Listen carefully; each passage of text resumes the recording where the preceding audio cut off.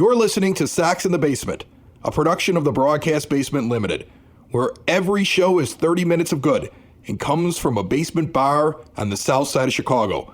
Pull up a stool, pour a cold one, and join us right now for Sox in the Basement. Heard everywhere podcasts can be found, and always at soxinthebasement.com. And welcome down to Sox in the Basement. My name is Chris. His name is Ed. Pull up a seat at our 9-foot homemade oak bar and pour yourself a cold one. And Ed, I am very excited because I am walking into opening day with a two-person pod of seats in the lower deck, which I don't know how I pulled off. I am dead center in that little half section in center field where the fan deck kind of takes part of your view away. Yes. But I'm far enough down on the left field side that unless something is I'm probably missing about 10 feet of the outfield where I wouldn't have to stand up and look. Otherwise, I've got a really good view. I lucked out somehow, able to do this. We're recording the show on Tuesday. That was my dad's slot if he didn't want to buy the entire homestand. Now they're back to the season ticket holders that just want to buy individual games. And he finally came along. The guy came over with his iPad. He was all nervous. He doesn't use the online tickets. He's used to the idea that they mail him his tickets. He's a mess. I had to link up my iPhone to his account, and then I had to take him through the purchasing of tickets, and I walked him through it. He's not even going to be here. He's going to Florida. Oh, okay. And he's like, I want my tickets. Yeah. He's like, so you go to the games. And I'm like, fine, I'm going to the game. So I'm going to that, and I'm also going to the Wednesday night Indians game the week after that. I've got two sets of two. Each one of my older kids are going to get to accompany me to one of those games because it's too cold for my wife and the little guy. But I'm excited. You should be excited. I mean, this is a long time coming, frankly, right? It was a long time coming. And another thing that may be a long time coming, Ed, is if you have had seepage in your basement recently and you've been telling yourself, I'm going to call Family Waterproofing Solutions. I don't know what you're waiting for. Give them a call. Listen, it's the wet season. Things have thawed out. Over the winter, all kinds of weird things happen with ice and snow and, frozen ground. Your foundation may not be the same as it was when the winter began. Give them a call. The phone number right on the Sox in the Basement logo. They are our proud sponsors, veteran-owned, family-owned, and they give a portion of the proceeds to first responders and veteran organizations. Make sure you mention Sox in the Basement. You get money off famws.com. Meanwhile, I buy these tickets, and, I'm telling Dad, I'm sure you're not going to miss this anyway. It's going to be cold out there. You're going to be down in Florida. And he goes, no, I'm really upset. He's like, when I booked this trip, I booked it back in November.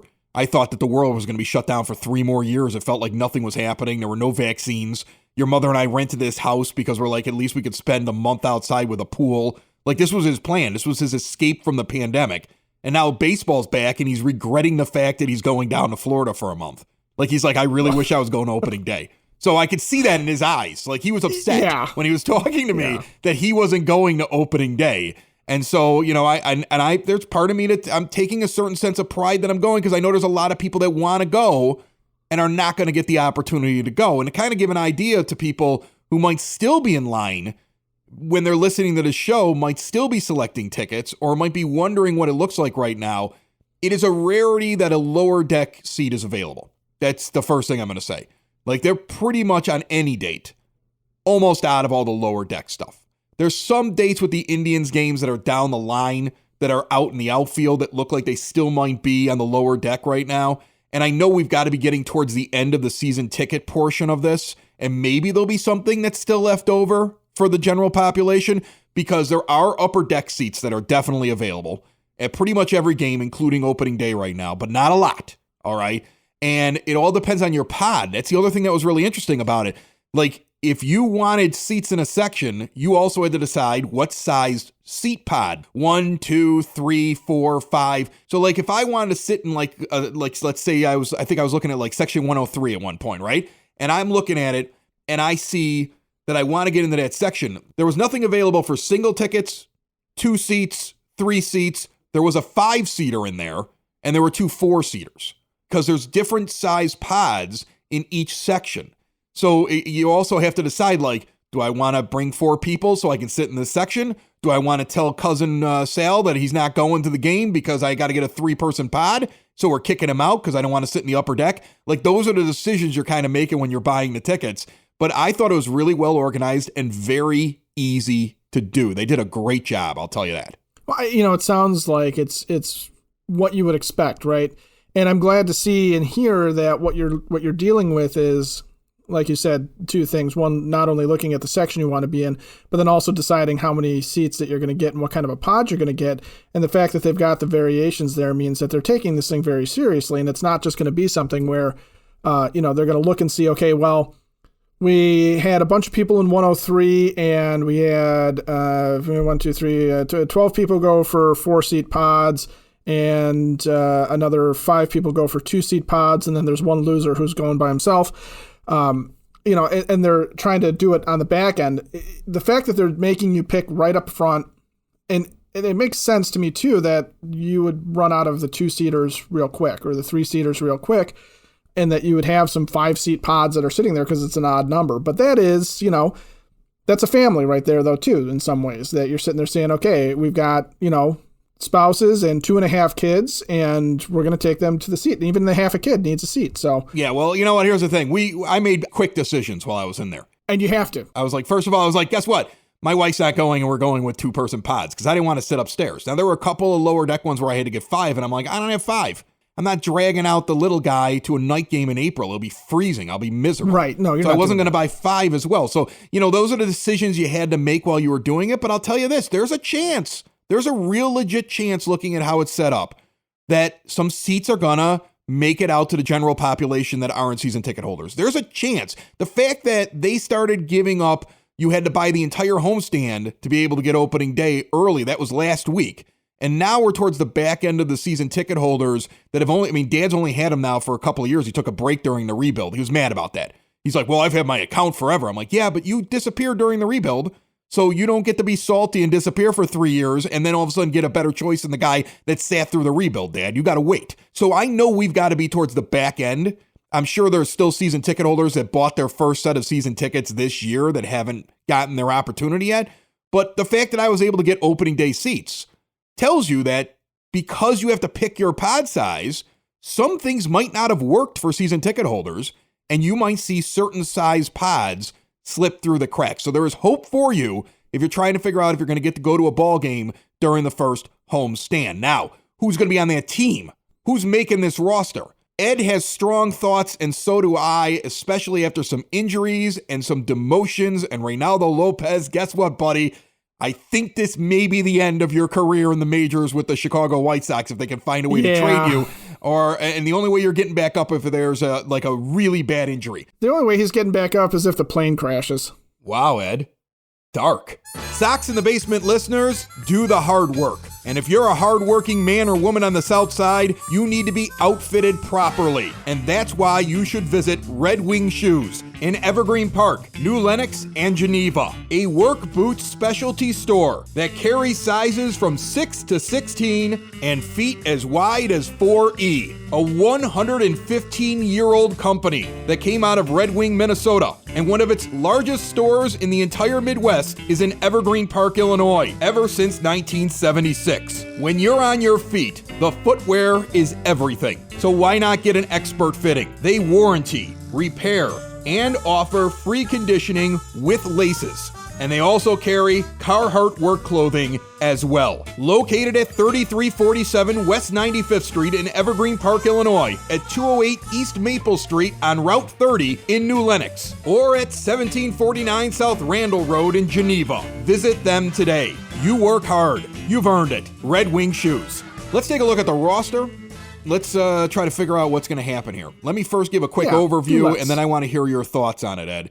So the White Sox currently have, at this very moment that we're sitting down and talking, it could change by the time that you listen to the show, 28 players that are on the 40-man and also in camp.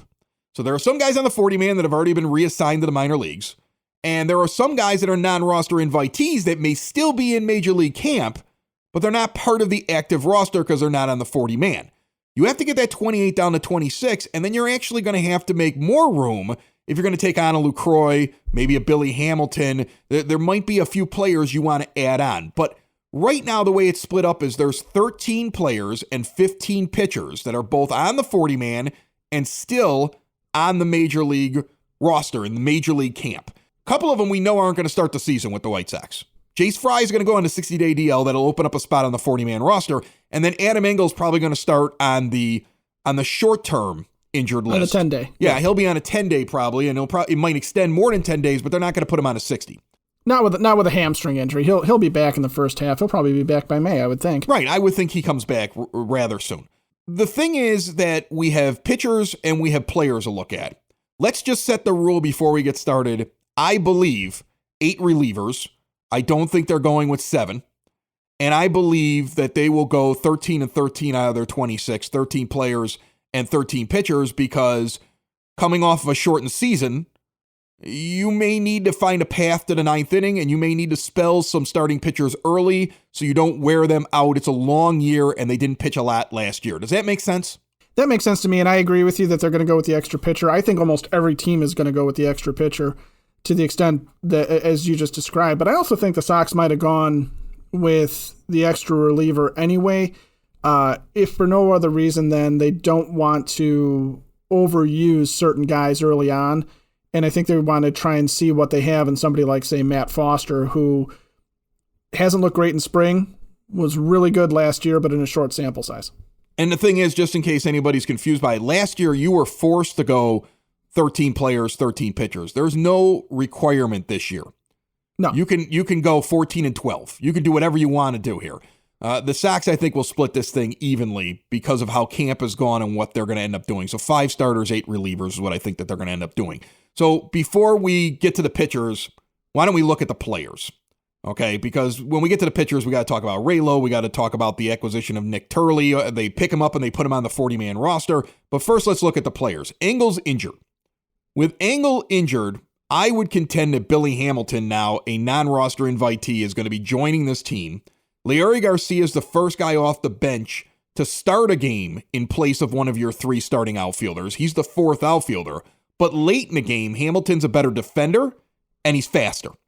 So that you're almost making a hybrid Engel, where you take the high-level defense and speed of Engel, and he's Hamilton, and then you take the hitting of Leury Garcia, which I think a lot of people underestimate. That boy can hit. Yes, he can. Yes, he can. He's got pop in that bat, and he can get some hits for you. He's the guy that's bringing that part of Engel's game. And you can make a hybrid 4th outfielder of Engel out of those 2 guys in the short term. That's why I think Hamilton makes it. Do you think he makes it? Well, I don't think Hamilton's making it for that reason. I don't think Hamilton's making it because they feel like they need a better defender than Leury Garcia in the late innings. I think if Hamilton's making it, it's because they wanted a speed burner off the bench. Because I think if they were just going for, look, we might need somebody to man a position late in the game to preserve a lead and get Eloy Jimenez off the field, because that's who we're talking about. I think they don't need to sign Billy Hamilton for that spot. They could have just kept Luis Gonzalez up and said, all right, you're just a glove. You're not going to get too many at-bats. You got a couple of weeks here where you're not going to be doing much anyway because there's no minor league season. And they wouldn't need to worry about the roster crunch situation. The reason why they brought Hamilton in is for, the 10th inning stuff where, if you want a guy, you want that pinch runner to start and be able to get somebody slower off of the field for that purpose. That's why he's here. He's the Jared Dyson role that Dyson held last year for the Sox, and I think a lot of teams are looking for.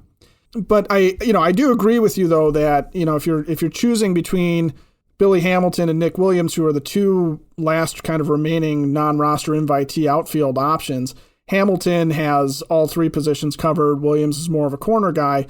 Williams is more of a bat by a long shot than Hamilton is at this point. I don't think anybody thinks Billy Hamilton can hit a lick anymore. No, he can't hit a lick. And that, you know what? You bring up a good point. Engel's injury ruined things for Nick Williams because now you have to say, what if I need that speed in that defense? What if I need that guy that can do that thing? And before you can sit there and say, well, I've got Adam Engel off the bench. Well, now now you don't. And so Nick Williams, I thought, has played very well for himself. But I don't think it's any different than what he was doing for the Phillies before they signed Bryce Harper out of free agency, and the guy ended up without a job. And that's essentially the story of Nick Williams, a young prospect who had an opportunity with the Phillies, but never really got an OPS over 700s. And they wanted a guy that had more pop in that position. In reality, he's a nice backup outfielder, but when you're looking for that speed and that extra step on defense to make that play where he goes over the wall, it's Billy Hamilton, especially when you don't have Adam Engel. Now, think about it this way. If Vaughn is going to break camp with the team, as they seem to be indicating, and you wonder if that's true or not, but Vaughn breaks camp with the team as a DH, you got 4 guys on your bench. Leuri's for sure. Yeah. After that, it's assumed it's LaCroix. That's a 40-man ad, in addition to Vaughn being a 40-man ad. Yep, so we're at 2. Right, if Hamilton gets added, that's a 40-man ad. So you got 3 guys being added onto the 40-man roster, and then that last spot, that 26-man, that guy who is going to be coming off the bench, do you give it to Zach Collins, who's done nothing but prove that he belongs on the major league squad? Or do you give it to Danny Mendick, who's done nothing to indicate he should break camp with the major league squad, but he could play an infield position? And does the Engel injury, now forcing Leury Garcia to have to cover some outfield along with some infield, force you to have to keep Mendick on the roster at the beginning of the year? And it really kind of, it makes some really interesting questions up. Like, I personally don't think it should. I think Collins should break camp with the team. I think Garcia, if let's say in the middle of the game, somebody stubs their toe, comes in from the outfield and moves into the infield to take over that position, and Hamilton goes out to the outfield. That's what I think you end up doing there. I don't think you need to have Mendick, but that might be something right now they're considering. Yeah, I think they could be considering Mendick for that position only because, like you said, it gives them the extra infielder. But if Vaughn doesn't break with the team, then I think it's Zach Collins' position to open the season as the DH. And even though he only has the positional, he only has the catcher position really in his hopper, you assume that if they wanted to find a spot for him on the field, that they'd give him a shot at first. And I honestly wouldn't be surprised if at some point you saw Zach Collins out in left field if there was an emergency type of a situation. If he does break camp, I mean, first of all, he can't be any worse than Jimenez.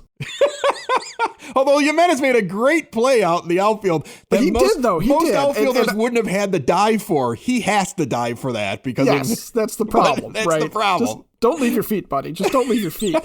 But I mean, the idea that Collins is going to simply stick only as a catcher or only as a DH, he's got problems with that. And I do think that if Tony La Russa is looking at this guy thinking, I got to get this guy's bat into the lineup, or at least in the early going, I got to try and find a spot for him, then he's going to have some flexibility. And I think one of the areas that you could find him in is hey, you know what? We're going to put him out in left field and see what happens. I mean, it didn't work for Carlton Fisk, but that doesn't mean it won't work for Zach Collins. And I would imagine he has a first baseman's glove in his bag.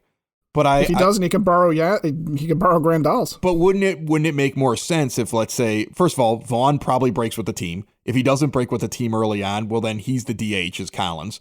And so there's plenty of guys in line that could play first. Like, I'd put Vaughn over there, and I put Grandal there to spare his knees and keep him in the lineup before I put Collins there. So you're right. I think it would have to be left field or DH or catcher. Like, those are the only positions that he legitimately probably could go out there and play on this team. But his bat has played so well in the spring, and remember his draft position. Like, at some point, don't you give the guy an opportunity to go and play? I mean, he's done everything. If he gets disappointed, he doesn't break camp with the team. He has every right to be disappointed. He was drafted to be what he is. He's being what he was drafted to be. It's not like he showed up and it was like, oh, we thought you could play center field. No, we knew what he was. He's doing everything he can to be out there. And he did everything he could in spring training to break camp with the team. I'm rooting for him to make early on. I think you can go back about a month of shows ago. I didn't think Zach Collins was going to make this team. In fact, I was kind of against it. I was like, what has he done? He needs more at bats. But now I look at what he's doing and I'm like, I feel like the kid deserves it. I feel like he belongs out there. But there's a real roster crunch right now. And, maybe because of the roster crunch, somebody's sitting around right now thinking, could Collins be the backup catcher? Do we really need to move another guy off the 40-man for LaCroix? That's a situation I think that's popping up here. It's got to be a conversation. It has to be a conversation right now because, first of all, Zach Collins, I called him a lazy fly ball batter at the start of spring training because I thought, once again, I'm just watching him loft fly balls into right field and center field, and he didn't seem to have any pop behind it. He didn't seem to have a different approach, and that's all we've watched him do is strike out and pop up in the majors. But he did say he changed his approach. He was trying to do some different things. It has played. He is. I know I mentioned that Arizona always seems to agree with him, but he's doing everything he needs to do. You're right.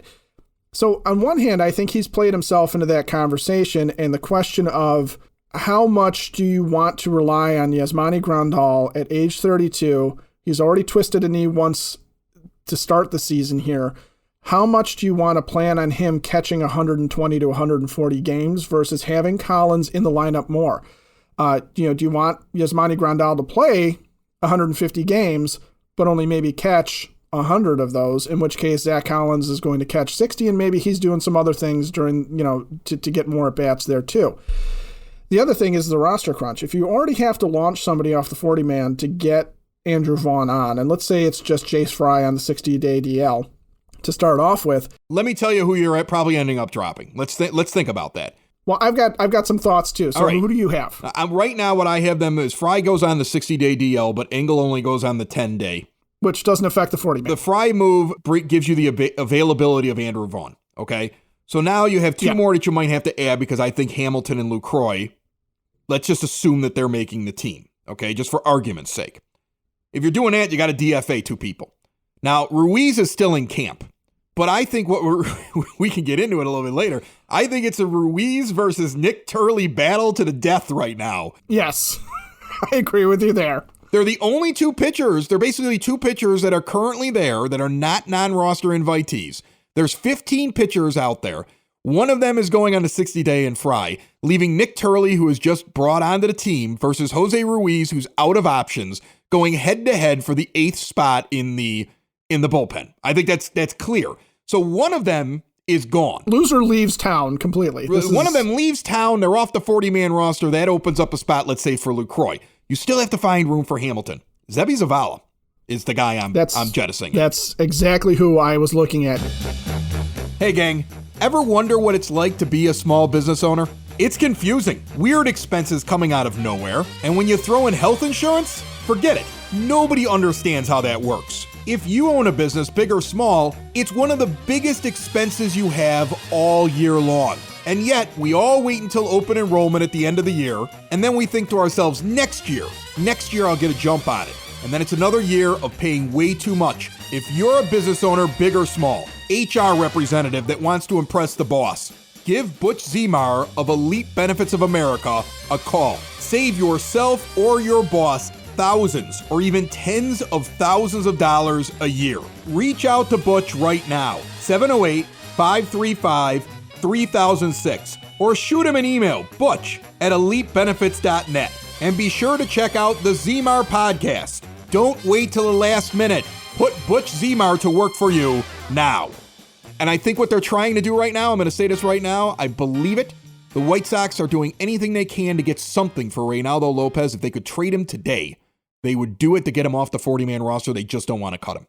If they could find something that would at least let them sleep at night for moving on from him, in case somewhere down the line he figures it out. And it doesn't have to be a high-end prospect or anything. Just somebody wants to trade one guy that's having troubles for another guy that's having troubles that they think they can fix. They'd make the deal right now.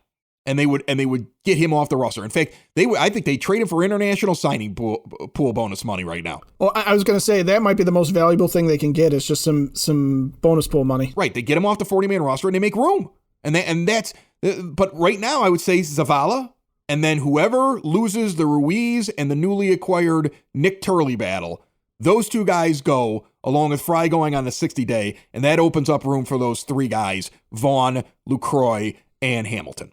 Yeah, and I think the other thing with Zavala is he's fallen off well behind where he's in the plans as a major league catcher for them. So he might be a guy that if he slides through waivers, they're happy to have him back. But if he doesn't, they move on. He's too old and hasn't shown enough for a prospect. As a prospect, no. I don't think that there's any future for him. He was a guy that we were all impressed with a couple years ago in spring training, and since then, what has he done? And I don't think that there's anything that makes me feel like I have to keep him. Like, if I look in the hierarchy of catchers right now with the White Sox, I've got one of the best catchers in Major League Baseball in Yasmani Grandal. After that, you've got a top 10 draft choice in Collins that's showing you something in spring training. You've got a defensive veteran in Lucroy that's available to you. And you've got Yerman Mercedes. Where does Zebby Zavala fit in at his age? He's barely even getting used in spring training games. I think he's got something like he's got less than 5 at-bats. They're not using him because they don't have any real reason to put him out on the field. They already know what he is, and he's not part of their plans. They're not featuring him. They're not looking at him. They're not really interested in him. He's just a guy who helps them when they got to have pitchers go out and throw next to each other in a big line. That's what he is right now. So I think he's off. I think he's gone. I think that's it for him. I'm sorry. And Jose Ruiz, your time was here. You got plenty of second chances. I'm rooting for Nik Turley to take your job. Let me tell you something about this guy before we get out of here. No, let me tell you a little bit about Nik Turley because I don't think a lot of people know who he is. We haven't talked about the pitchers yet. Let's talk about this guy. Yeah, well, let's talk about Nik Turley first. Here's a guy that they pick up off of waivers. They add him to the 40-man. They put Cordero on the 60-day IL. So he's now in camp, and he's part of the roster. Nik Turley is a guy that basically floundered in the minor leagues for the majority of his career, from the time that he was a part of the Yankees in rookie ball in 2008 through 2017 with the Twins, where he bounced between different organizations when he was in AAA, and he gets called up by the Minnesota Twins. He gets to pitch 10 games, and he has an ERA of 11.21. But his whip was 2.15, so that would have made a fine ERA. Yeah, so Nick decides he's going to take a substance that he shouldn't have taken. And as the Pittsburgh Pirates acquire him, he gets caught with an 80-game PED suspension. Right. He does not pitch in the majors or the minors from that point on until last season's shortened season, where he goes out and pitches for the Pirates. And he gets himself 25 games, 25 appearances, a 4.98 ERA, but most importantly, coming out of the pen, a 1.108 whip at the age of 30.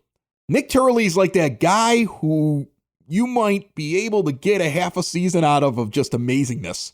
He might be a viable eighth guy, and he's a lefty. So he's another lefty arm. If he shows up in camp and shows them anything like what his line in Pittsburgh was in the shortened season last year, goodbye, Jose Ruiz. This is your last chance, Jose. We picked up a guy off the scrap heap to roll the dice with, and you got to beat him. If you can't, we don't feel bad anymore. Goodbye. That's what I think what this is. Well, and that's pretty much it, is you're rolling the dice, and I think what they're doing is they're rolling the dice on somebody to do something until Jace Fry is ready to come back. Right. And if whoever it is, and it's probably not Jose Ruiz, but if whoever it is named Nik Turley at age 30 comes back and does what Jace Fry would have been doing, there's a chance that Fry doesn't even come back and get his job back right away.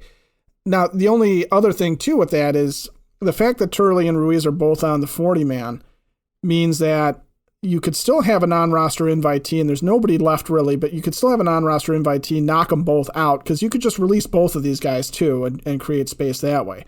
And and I think the other part of the roster crunch with them is Turley or Ruiz definitely makes it if they decide that Fry is not going on the 60-day, if they decide that he's only going to be a 10-day guy because they think his back is going to respond a lot faster than maybe what we might think as we're sitting here. Well, between Ruiz and Turley, that's one spot on the 40-man that will become available, and one has to be used, either for one of them or if somehow a non-roster invitee beats them both. If you're a non-roster invitee for the White Sox in spring training, especially if you're a left-handed relief pitcher, and the White Sox had to go grab a Nik Turley this point in camp off of the scrap heap for some competition to try to figure out that eighth spot after Reynaldo Lopez has gone down, you should be ashamed of yourself. You had every opportunity to make a Major League Baseball team. You did. You had every opportunity. You had all you had to do was go out there and prove you belonged. We're looking at you, Bennett Sousa. Right. I'm looking at you, Bennett Sousa. We talk big stuff about you. We were like, hey, this Bennett Sousa. He might be a guy. Nope. Bennett? Nope. You should be ashamed of yourself, Bennett. Terrible. Absolutely atrocious. Bad showing. Unlike Carlos Rodon, who is trying his hardest. I think he hate listens to Sox in the Basement, Carlos Rodon. I envision he might. That's fine. I envision him and his lovely wife sitting down twice a week for 30 minutes and hate listening to Sox in the Basement for the amount of times that we've said he shouldn't be on this team. Because he of the $3 million signing at the end of the offseason, essentially, is doing something that proves why Don Cooper shouldn't be the pitching coach. He's using his lower body, which for some reason Don never thought of telling him to do. And all it took was for somebody to say, hey, why don't you change this? And he's phenomenal right now. I mean, it's spring training. You can't get super excited. I'm not going to buy it until he goes out there and he gives me a quality start like that. He goes 6 innings and he gives me a quality start against a Major League Baseball team in which all 9 guys in the lineup are actual players on a Major League Baseball squad, and it's not a couple of guys thrown in there that are non-roster invitees from another team. When he does that for me, I'll start to believe. But I at least believe that the Sox may pull off the upset here with their rotation. Because if you think about the fact that Lopez was atrocious, and you didn't see other guys jump in there and steal a spot or really impress. You've got a couple of names there that are going to be in the AAA that we've been hearing of before, like, Stever and Lambert, and there's other guys. Nobody really asserted themselves as a challenge, and they've all basically been optioned already out of camp. So they were never really a challenge. That shows the depth issue. The Sox are lucky this is working out. There's some good fortune there, but I got to give them credit. If it works out, good for them. They made a good choice. Well, and one thing we did say about Rodon when he came back was, maybe there's something because Ethan Katz had all the film in the world on him and all the availability from Rodon being on the Sox already, before he was non-tendered, that maybe he did have an idea or he did have something that he could get into Carlos Rodon's head. And it sounds like you said, it's working. And it's not just, if you look at what he's doing, it's not necessarily just that he's like driving with his leg or something more or doing something that's really obvious.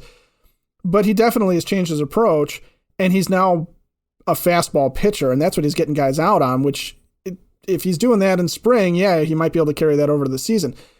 But the other problem is depth. It's you're right. Nobody mounted a challenge to him, and forget Reynaldo Lopez. The guy's he had that one good outing. Reynaldo Lopez sucks. I've said it so many times on this show. Is getting old. We said he sucked in 2019. We said he sucked in 2020, and guess what? He sucked in spring training 2021. The guy had one good year. I think it was back in 2017 where he showed some ability, or 2018. And then after that, he showed velocity. He's been awful ever since. Okay, not every prospect works out. Not every trade works out. This goes back to something we've said on this show since the beginning. Years ago, while we're in the middle of a rebuild. Look at all these prospects. Not all of them are going to work. Prepare yourself for that. The White Sox need to start to learn that themselves internally. Like, how long do you stick with a guy? Don't be shell-shocked because every once in a while you move on from a guy and he works out, because generally you move on from a guy and 99% of the time he still sucks on the other team.